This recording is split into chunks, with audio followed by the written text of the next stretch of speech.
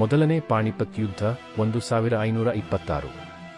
ಮೊದಲನೇ ಪಾಣಿಪತ್ ಯುದ್ಧವು 1526ನೇ ಇಸವಿಯಲ್ಲಿ ಏಪ್ರಿಲ್ 21ರಂದು ನಡೆಯಿತು. ಈ ಯುದ್ಧವು ಭಾರತದ ಇತಿಹಾಸದಲ್ಲಿ ಪ್ರಮುಖ ತಿರುವು ಮೂಡಿಸಿದ ಯುದ್ಧವಾಗಿದ್ದು, ಮೊಘಲ ಸಾಮ್ರಾಜ್ಯದ ಸ್ಥಾಪನೆಯು ಇದರಿಂದ ಆರಂಭವಾಯಿತು. ಇದು ದೆಹಲಿ ಸಾಮ್ರಾಜ್ಯದ ಸೋಪುರ್ ರಾಜ ವೀರ ಸಾಮ್ರಾಟ್ ಇಬ್ರಾಹಿಂ ಲೋದಿಯ ನೇತೃತ್ವದ ಲೋದಿ ವಂಶ ಮತ್ತು ಬಾಬರ್ ನೇತೃತ್ವದ ಮೊಘಲ್ ಸೇನೆಯ ನಡುವೆ ನಡೆದಂತಹ ಮಹತ್ವದ ಯುದ್ಧವಾಗಿದೆ. ಬಾಬರ್ ಒರಿಜಿನಲಿ ಫರ್ಗಾನಾದ ಶಾಸಕನಾಗಿದ್ದನು. ಆತನ ಆವೃತ್ತಿ ಟಿಮೂರಿದ್ ವಂಶದಿಂದ ಬಂದವನು ಮತ್ತು ತನ್ನ ಪಿತಾಮಹ ಟಿಮೂರ್ ಹಾಗೂ ಮೌಲ ಮಂಗೋಲ್ ಹುಲಾಗು ಖಾನ್ ಅವರ ಪರಂಪರೆ ಹೊಂದಿದ್ದನು. ಬಾಬರ್ ಬಲಿಷ್ಠ ನಾಯಕನಾಗಿದ್ದು, ಹಲವು ಸಣ್ಣ ಸೈನಿಕರನ್ನು ಹೊಂದಿದ್ದರೂ ಚತುರತೆಯಿಂದ ಯುದ್ಧವನ್ನು ಜಯಿಸುವ ಸಾಮರ್ಥ್ಯವಿದ್ದನು. ಆತನನ್ನು ಭಾರತದ ಮೇಲೆ ಆಕ್ರಮಣ ಮಾಡುವಂತೆ ಆಮಂತ್ರಿಸಿದ್ದವರು ಪಂಜಾಬಿನ ಕೆಲ ಪ್ರಾಂತೀಯ ಶಕ್ತಿಗಳು, ಹೃದಯಾಂಡರ್ ದೌಲತ್ ಖಾನ್ ಲೋದಿ ಮತ್ತು ರಾಜಸ್ಥಾನದ ಮೇವಾರ್ ರಾಜರು ಆಗಿದ್ದರು. ಅವರು ಇಬ್ರಾಹಿಂ ಲೋದಿಯ ನಿರಂಕುಶ ಆಳ್ವಿಕೆಯಿಂದ ಅಸಂತೋಷಗೊಂಡು ಬಾಬರ್ಗೆ ಸಹಾಯ ಕೇಳಿದ್ದರು.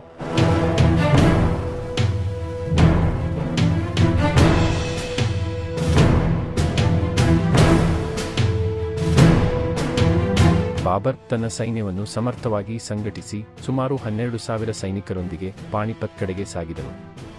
ಇಬ್ರಾಹಿಂ ಲೋದಿಯು ತನ್ನ ಹತ್ತಿರ 100 ಸೈನಿಕರನ್ನು ಮತ್ತು ಸುಮಾರು 1,000 ಹಾಸ್ಟಲರ್ ಯಾನಗಳನ್ನು ಅರ್ಥಾತ್ ಆನೆಗಳನ್ನು ಹೊಂದಿದ್ದನು.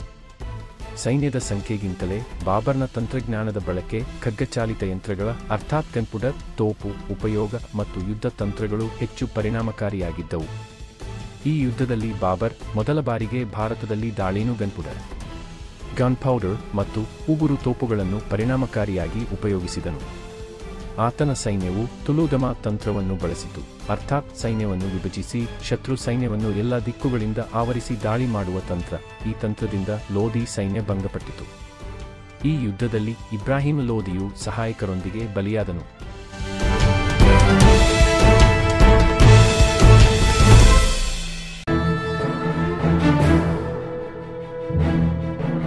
ಮೊದಲನೇ ಪಾಣಿಪತ್ ಯುದ್ಧವು ಇಬ್ರಾಹಿಂ ಲೋದಿಯ ಸಾವು ಮತ್ತು ಲೋದಿ ವಂಶದ ಪತನಕ್ಕೆ ಕಾರಣವಾಯಿತು. ಬಾಬರ್ ದೆಹಲಿ ಮತ್ತು ಆಗ್ರಾ ಮೇಲೆ ಅತಿ ಪ್ರಮುಖವಾದ ಜಯವನ್ನು ಸಾಧಿಸಿ ಮೊಘಲ್ ಸಾಮ್ರಾಜ್ಯಕ್ಕೆ ಬುಡಹಾಕಿದನು. ಈ ವಿಜಯವು ಭಾರತದ ಇತಿಹಾಸದಲ್ಲಿ ಹೊಸ ಅಧ್ಯಾಯವೊಂದನ್ನು ಆರಂಭಿಸಿದೆ. ಮೊಘಲ್ ವಂಶದ ಅಡಿಪಾಯವನ್ನು ಬಾಬರ್ ಇಡುತ್ತಿದ್ದಂತೆ ಅದರ ಮುಂದಿನ ಶ್ರೇಣಿಯಲ್ಲಿ ಹನ್ಸುಮತಿಯ ಆಡಳಿತಗಾರರು ಭಾರತದಲ್ಲಿ ಕೆಲವು ಶತಮಾನಗಳವರೆಗೆ ಆಳುವಂತೆ ಮಾಡಿತು. ಮೊದಲನೇ ಪಾಣಿಪತ್ ಯುದ್ಧವು ಭಾರತೀಯ ಇತಿಹಾಸದಲ್ಲಿ ಕ್ರಾಂತಿಕಾರಕ ಘಟನೆಯಾಗಿದ್ದು, ಪುರಾತನ ರಾಜವಂಶಗಳ ಅಂತ್ಯ ಮತ್ತು ಹೊಸ ರಾಜವಂಶಗಳ ಆರಂಭಕ್ಕೆ ಕಾರಣವಾಯಿತು. ಈ ಯುದ್ಧದಿಂದ ಬಾಬರ್ ಮತ್ತು ಮೊಘಲ್ ಸಾಮ್ರಾಜ್ಯ ಭಾರತದಲ್ಲಿ ಸ್ಥಾಪಿತವಾಗಿ ಮುಂದಿನ ಕಾಲದಲ್ಲಿ ಅಕ್ಬರ್, ಜಹಾಂಗೀರ್, ಔರಂಗಜೇಬ್ ಮುಂತಾದ ರಾಜರು ರಾಷ್ಟ್ರವನ್ನು ಆಳಿದರು.